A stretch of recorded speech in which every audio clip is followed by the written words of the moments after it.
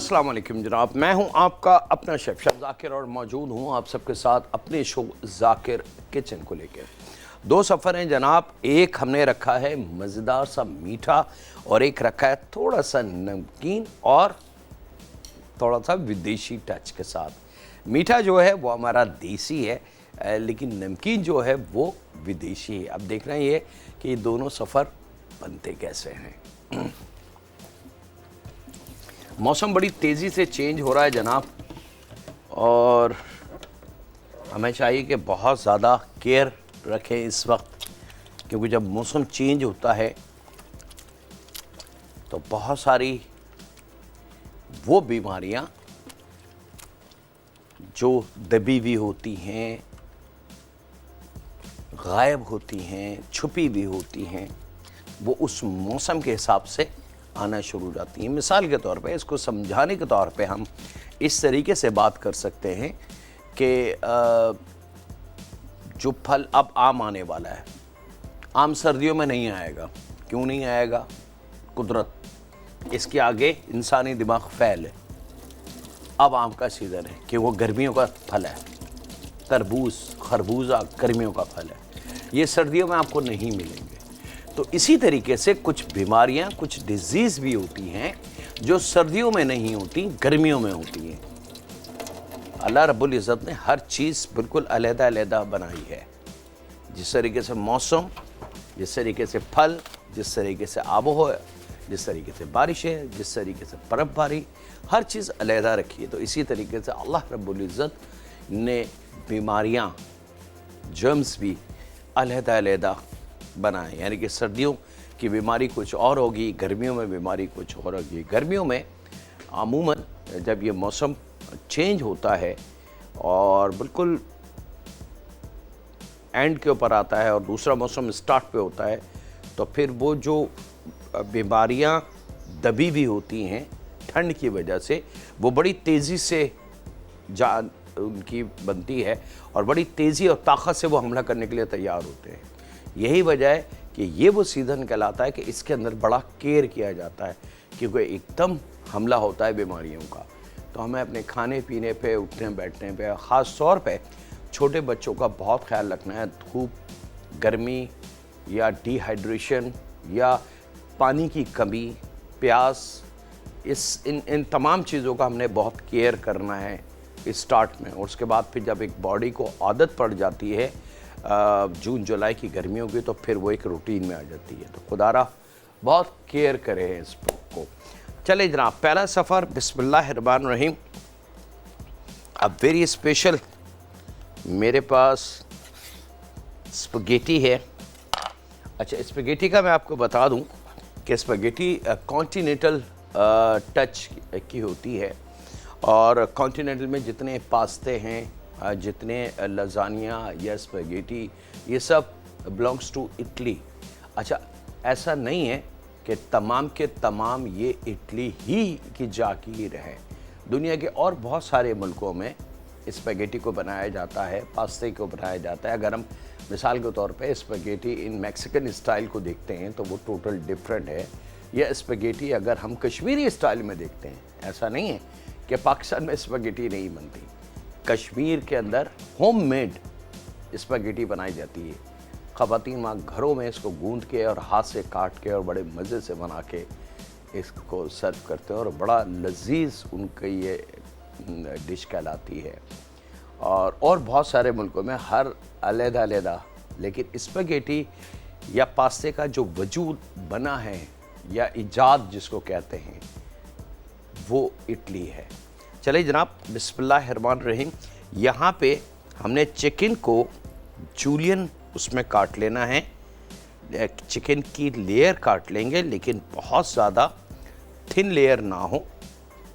अगर chicken breast थोड़ा वज़नी मुर्गी का है तो फिर आपने एटलीस्ट 4 लेयर आपने काटनी है चिकन ब्रेस्ट की। अब आप देख सकते हैं 1, 2, 3 और ये 4 लेयर, ठीक है। अगर कम वजनी मुर्गी है तो एटलीस्ट उसकी 3 लेयर आपने काटनी है, 2 नहीं, कम से कम 3। ज़्यादा से ज़्यादा 5 लेयर तक हम जा सकते हैं, क्योंकि इससे फिर वज़नी चिकन शायद बड़ा मुश्किल काम है उसको मिलना और उसको पकाना। हाँ, अगर ऐसा नहीं है कि मैं अपने बयान से थोड़ा सा हट हूँ, मैं अपने बयान पे कायम हूँ कि पाकिस्तान में एक ऐसा भी इलाका है, एक ऐसी भी जगह है जहाँ पे चिकन का वज़न 10, 12, 15 किलो तक का है। जो एक शो हम करने गए थे माउंटेन पहाड़ों की तरफ, और वहाँ मैंने आपको दिखाई थी चिकन उठा के कि वो इतना वज़न था उसका कि मुझसे वो चिकन उठ नहीं रही थी दोनों हाथों से, इतनी बड़ी चिकन थी। तो अगर उसका ब्रेस्ट आपके हाथ में है तो उसकी तो मेरे ख्याल से कि 10, 12 या 15 लेयर बनेंगी, फिर जाके कहीं काम होगा। और वो चिकन है, याद रखिएगा। बाज़ लोगों के जहन में होगा कि इतनी बड़ी मुर्गी हो ही नहीं सकती। जाकिर भाई टर्की का या किसी और चीज़ की बात कर रहे हैं या बदख की बात कर रहे हैं। मैं ना तो टर्की की बात कर रहा हूँ ना बदख की बात कर रहा हूँ, मैं ओरिजिनल चिकन की बात कर रहा हूँ। और ये अगर मैं सुनना होता तो शायद मैं आपसे शेयर नहीं करता। ये मैंने अपनी आंखों से देखा है, प्रूफ है स्क्रीन पे। हाँ, मैंने उठा के कैमरा को दिखाई और कैमरे ने उस चीज़ को ऑन एयर किया है कि इतनी बड़ी मुर्गी थी कि 10 से 12 या 15 किलो उसका वज़न अंदाजे के मुताबिक था, और उससे भी बड़े साइज़ वहाँ थे, लेकिन मुझसे यही उठाई गई। चले जनाब, बिस्मिल्लाहिर्रहमानिर्रहीम। चिकन को हमने जूलियन शेप में काट लेना है। लेयर जब हम काट लेते हैं इसकी, तो फिर हमारे लिए उसकी कटिंग आसान हो जाती है, और हर कटिंग के साथ साथ जूलियन खुद ब खुद बनती चली जाएगी।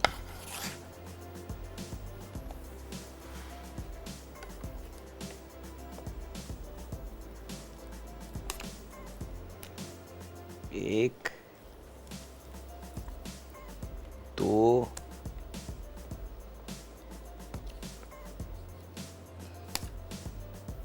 ये 3 और वो 4।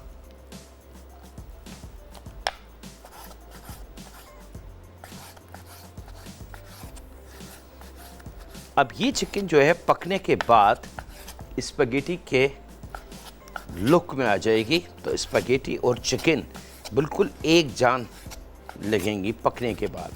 लेकिन अगर हम चिकन के बहुत बड़े बड़े पीस इसमें शामिल कर देते तो वो स्पैगेटी के साथ मैच नहीं करते। कॉन्टिनेंटल और चाइनीज़ खानों में ये बड़ी कीमती अमल होता है कि वेजिटेबल जिस स्टाइल की होती है या मेन कोर यानी कि जो मेन प्रोडक्ट होती है वो जिस स्टाइल की होती है, तो मीट भी वैसे ही काटा जाता है। यहाँ जनाब चिकन रेडी। वक्त एक छोटे से ब्रेक का, मिलते हैं लम्हों के ब्रेक के बाद।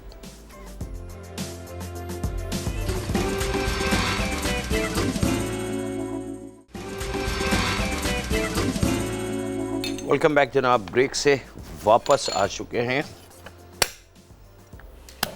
अच्छा, स्पैगेटी जो हम बना रहे हैं आज, a very special Italian flavour, ये ऑलिव के साथ। अच्छा, इसके लिए अगर फ्रेश ऑलिव मिल जाते हैं, क्योंकि पाकिस्तान में फ्रेश ऑलिव नहीं हैं, और अगर हैं भी तो बड़े शादिर और नादिर। हाँ, कभी कोई अपने साथ ले आया वो बात दूसरी है, अदरवाइज़ फ्रेश ऑलिव यहाँ नहीं मिलते हैं। तो असल में इस सफ़र में फ़्रेश ऑलिव की ज़रूरत है, लेकिन अब मजबूरी है हमारी, या बाकी के भी बहुत सारे मुल्क ऐसे हैं जहाँ पे फ़्रेश ऑलिव का तस्वर नहीं किया जाता, तो वहाँ पे ये जो कांच की बोतल में ऑलिव मिलते हैं पैक किए हुए, इनसे हम काम चलाते हैं।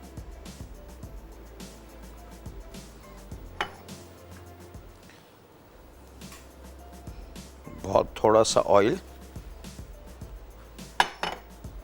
लगभग 2-3 टेबल स्पून, और इस पे हमने शामिल कर दिया ये चॉप किए हुए फ्रेश लहसुन। अच्छा, ये बात मैं आपको अब काफ़ी दफ़ा क्लियर कर चुका हूँ, बता चुका हूँ कि चाइनीज़, कॉन्टिनेंटल, दुनिया के बेतहाशा ऐसे खाने हैं, ऐसी कंट्रीज़ के खाने हैं जहाँ लहसुन अदरक या लहसुन या सिर्फ अदरक का इस्तेमाल होता है, और वो कोशिश करते हैं कि तमाम की तमाम चीज़ें, ख़ास तौर पे अदरक और लहसुन के लिए वो कोशिश करते हैं कि वो फ्रेश उसी वक्त चॉप करके शामिल करें।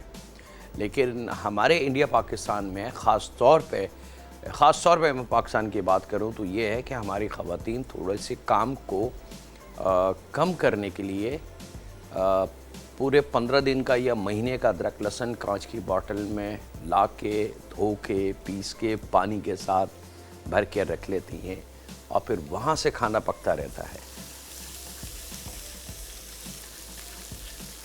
तो खुदारा अगर आप लोग कुछ समझते हैं मुझे इल्म के एतबार से कि मैं गलत बात नहीं करता या गलत चीज़ नहीं बताता, तो प्लीज़ ये ना करें। ज़्यादा से ज़्यादा लहसुन अगर हमें एक वक्त के खाने के लिए चाहिए तो वो 6 से 8 जब्बे, इससे ज़्यादा लहसुन नहीं। और 6 से 8 जब्बे लहसुन को इतना ही टाइम लगता है जितना हम एक प्याज को छील के काटेंगे।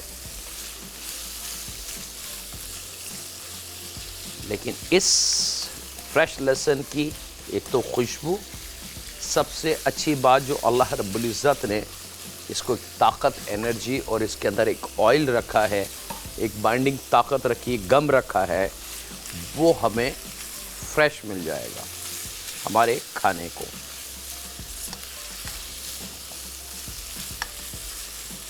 आपको अगर लहसुन चेक करना है, बड़ा सिंपल तरीका है कि लहसुन को फ्रेश 2 जब्बे लें, उसको चॉप करें खूब अच्छी तरीके से और हाथ में ऐसे रख के ना और उसको झाड़ दें, थोड़ी देर रुकें हाथ को, उसको ड्राई हो जाने दें। जब ड्राई हो जाए तो फिर हाथ को ऐसे बंद करके उसको खोल के देखिएगा।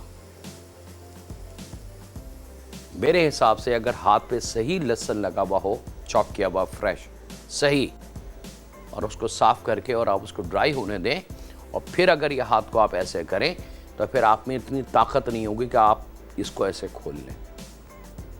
इतनी ताकत होगी लहसुन के अंदर। तो आप सोचें कि वो ताकत जब हम खाने में बज़रिया खाना हम खुद लेंगे तो हमारी बॉडी में कितनी एनर्जी आ गई। लेकिन वो कांच की बोतल में जो हमारे फ्रिजेस में रखा हुआ है, उस लहसुन को आप चेक करेंगे तो उसमें ये चीज़ आपको नहीं मिलेगी। तो लेबॉर्ट्री जाने की ज़रूरत नहीं है, ये प्रैक्टिकल अभी चंद लम्हों बाद शो के घर में आप कर सकते हैं। तो आपको बिल्कुल मेरी बातों की तस्दीक हो जाएगी कि मेरे पास जो इल्म है या जो मैं इल्म देना चाह रहा हूँ वो कहीं से भी गलत नहीं है, बल्कि मैं आपको एहतियात के साथ लेके चल रहा हूँ। चलें जनाब, बिस्मिल्लाहिर्रहमानिर्रहीम कर चुके हैं जनाब। चिकन हमारी आगे बढ़ चुकी है। यहाँ पे 1 अदद टमाटर हम लेंगे बीज के साथ, याद रखिएगा सीड के साथ, और इसको थोड़ा सा जूलियन शेप में काट लेंगे। और इसके लिए स्लाइस करने के बाद ऐसे आपने किया और ये टमाटर लंबाई में कटना शुरू हो गया।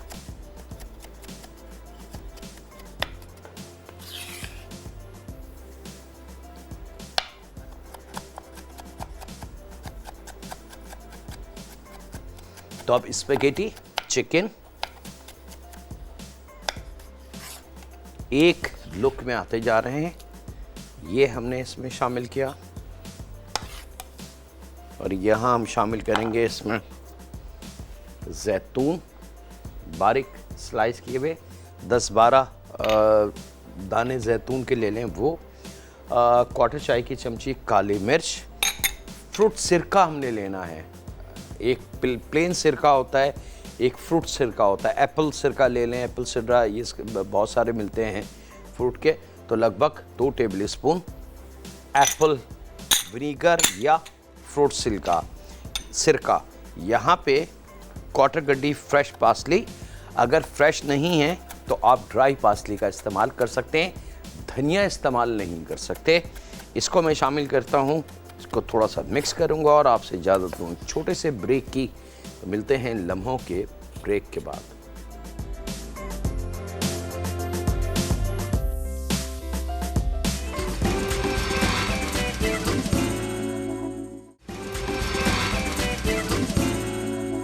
वेलकम बैक जनाब। ब्रेक से वापस आ चुके हैं। तमाम चीज़ें शामिल करने के बाद थोड़ा सा मिक्स कर लीजिएगा। 1 आध मिनट इसको पकाना है, ज़रूरत से ज़्यादा ना पकाइए, नहीं तो टमाटर सारा घुल जाएगा।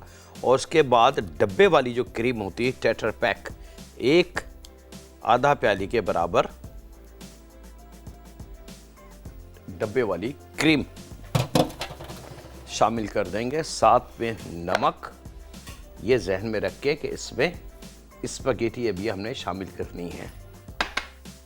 और यहाँ इसके चूल्हे को खोल के आपने थोड़ा सा इसको मिक्स करना है, ताकि तमाम जो फ्लेवर है नमक के साथ कंबाइन हो जाए और जो अभी हमने क्रीम की है वो अच्छी तरीके से मिक्स हो जाए। और उसके बाद आपने स्पैगेटी 1 पैकेट उबाल के, अच्छा स्पैगेटी में भी बाज़ लोग उबालते वक्त इसमें नमक और चिकनाई, सिरका, दूध, ना जाने क्या क्या चीज़ें शामिल करते हैं। तो मैं उन लोगों से गुजारिश करूँगा कि स्पैगेटी को उसके अपने जायके में, जो ओरिजिनल कुदरती उसका है सूजी का और मैदे का, उसमें रहने दें। जब आप कोई और फ्लेवर उसमें शामिल करते हैं तो वो उसको अडॉप्ट कर लेती है, और फिर बाकी जो हम नया फ्लेवर बनाते हैं वो फिर उसके साथ मैच नहीं होता। यही ट्रिक राइस में होती है जनाब, और यही ट्रिक तमाम नूडल्स, तमाम पास्तास जितने हैं उसमें अप्लाई होती है। बस इसको आपने मिक्स करना है, और दुनिया का कोई सा भी स्टाइल का, किसी भी स्टाइल का पास्ता, स्पैगेटी, नूडल्स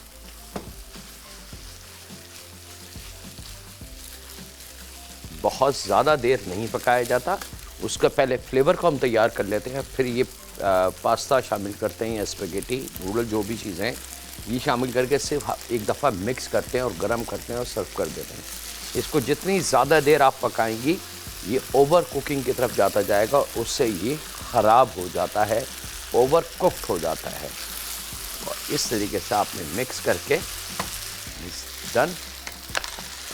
और यहाँ आप इसको ले आते हैं अपनी सर्विंग डिश पे, और यहाँ मेरे पास मौजूद है पार्मेज़न चीज़ जो ग्रेटेड करके मैंने रखी हुई है, वो खूब सारी इस पे शामिल करेंगे। वक्त है एक ब्रेक का, मिलते हैं लम्हों के ब्रेक के बाद।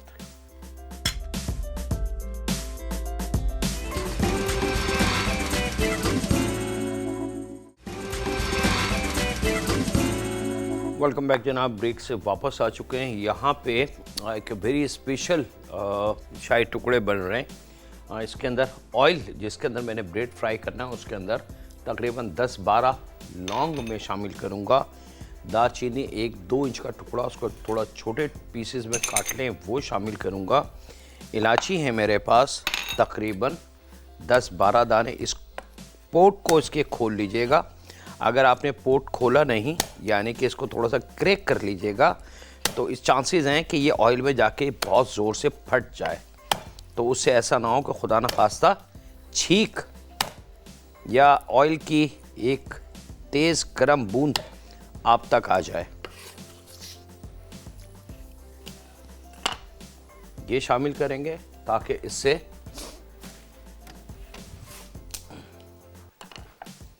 और फिर ये स्लाइसेस जो अभी हमने काटे हैं ये इसमें शामिल कर देंगे। अब कढ़ाई को देख लीजिएगा कि आपके पास उसमें जगह कितनी है। अच्छा, दालचीनी, लौंग और इलायची से एक बड़ी मज़ेदार सी खुशबू डेवलप हो जाएगी जो इस ब्रेड में आ जाएगी, और खाने वाले को पता नहीं चलेगा। वो आखिरी वक्तों तक इस खुशबू को ढूंढेगा कि ये खुशबू कहाँ से आ रही है, और वो क्योंकि उसको नज़र नहीं आएगी चीज़, तो कभी भी उसका जहन नहीं जाएगा कि ये दालचीनी, लौंग और छोटी इलायची को मिक्स करके एक मज़ेदार खुशबू डेवलप की गई है।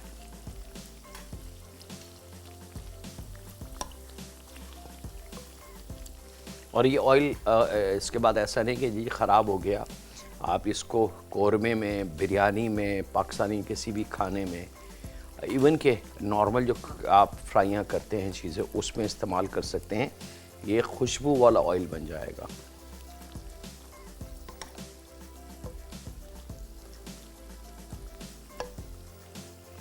शाही टुकड़े ख़ास तौर पे स्लो आंच पे फ्राई किए जाते हैं ताकि अंदर तक ये फ्राई हो जाए।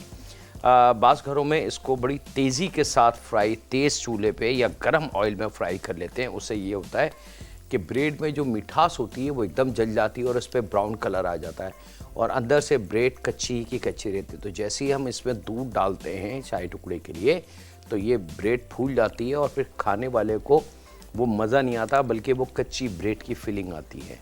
तो यहाँ थोड़ा स्लो टेम्परेचर पर रख के, यानी कि हीट चूल्हे की स्लो होगी, उस पर रख के इसको क्रंची फ्राई करना है आपने, कलर वाला, ठीक है। और यहाँ वक्त एक ब्रेक का, ये कलर आ चुका है इस पर, मैं इसको रिमूव करूँगा। इसके बाद दूसरी लॉट हम शामिल करेंगे। आपसे इजाज़त चाहते हैं एक छोटे से ब्रेक की। मिलते हैं लम्हों के ब्रेक के बाद।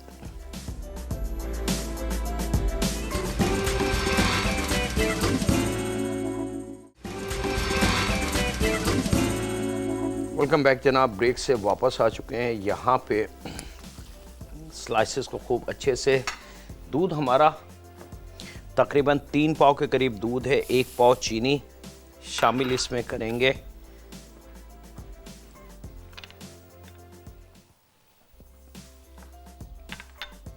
मीठा पीला रंग जर्दे का,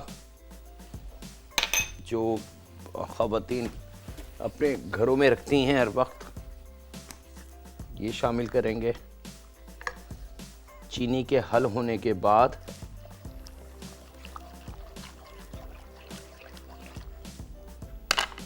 यहाँ बादाम पिस्ते लगभग 50 ग्राम के बराबर, इनको थोड़ा सा चॉप कर लें।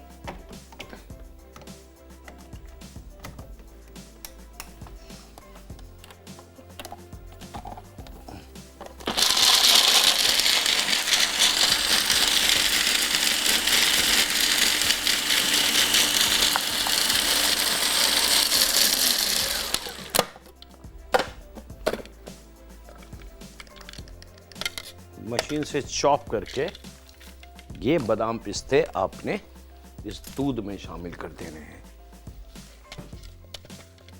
अच्छा, याद रखिएगा, आप चाहें तो हाथ से भी इसको काट सकते हैं, लेकिन हाथ से ये ऐसे मज़ेदार चूरा नहीं बनेगा। तो ये इसके साथ इसको पकाना है और ये डाल दें इसके अंदर। अब इसको स्लो आंच पे पकने दें। यहाँ पे हमारे पास ब्रेड बिल्कुल डन। याद रखिएगा, जल्दी हमने ब्रेड पे नहीं करनी, बड़े आराम से इसको सेकना है हल्की लो पे, ताकि अंदर तक ये क्रंची क्रिस्पी बन जाए। और अब जब कलर हमारा मतलूबा आ जाए तो इसको हमने निकाल लेना है। अच्छे से ख्याल रखिएगा कि ये जलना नहीं चाहिए, खूब सुर्ख कलर के होने चाहिए, मज़ेदार से।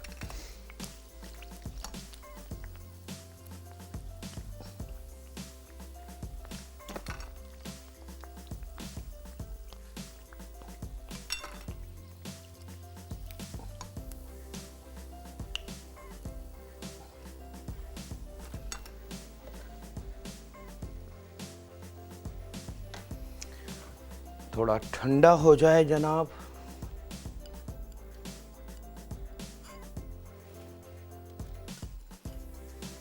एक पाव खोए में से थोड़ा सा खोया,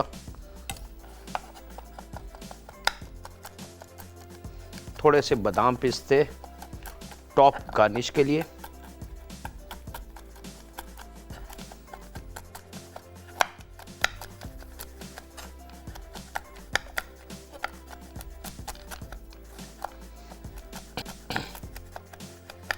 ब्रेड जब थोड़ी सी ठंडी हो जाए, याद रखिएगा, एक तो एकदम गरम गरम जब ब्रेड निकालेंगे तो उसमें नहीं, बल्कि थोड़ी सी ब्रेड को ठंडा कर लेना ताकि दूध बहुत मज़े से उसको नरम कर सके।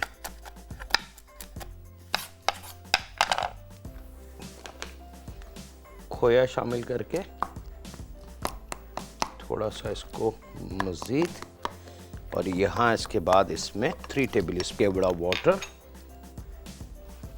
और अब इस स्टेज पे चूल्हे को थोड़ा सा तेज़ करेंगे ताकि इसकी कुकिंग का अमल बड़ा अच्छा सा आ जाए।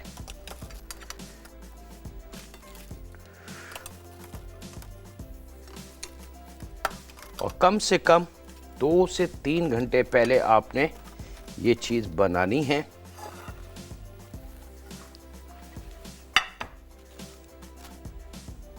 तरतीब से इसको लगा दें, या जो भी आपका डिज़ाइन हो, और फिर इस गरम दूध को इससे ज़्यादा, अच्छा बाज़ लोग इसके अंदर कस्टर्ड, मैदा और ना जाने क्या क्या चीज़ें शामिल करते हैं। मैं उनसे गुजारिश करूँगा कि खुदारा इसमें कुछ ना डालें, बल्कि इस तरीके से इसको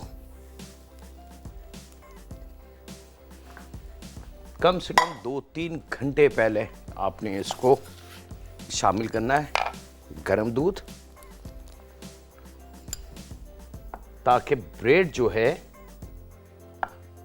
इसको खूब अच्छे तरीके से अपने अंदर जब्स कर ले, और फिर ठंडा करके आप इसको सर्व करें। वक्त हुआ है आपसे इजाज़त लेने का, अपने घर वालों का, दोस्तों का, बुज़ुर्गों का, बच्चों का और बेटियों का बहुत ख्याल रखें। दुआ करते रहें हर किसी के लिए हर वक्त कि ऐ रब हमसे राज़ी हो जा, हमें अपनी पनाह में रख, हम तेरे ख़ताकार, तेरे गुनहगार हैं और हम तुझसे रहम मांगते हैं। अल्लाह हाफ़िज़ होने के बाद।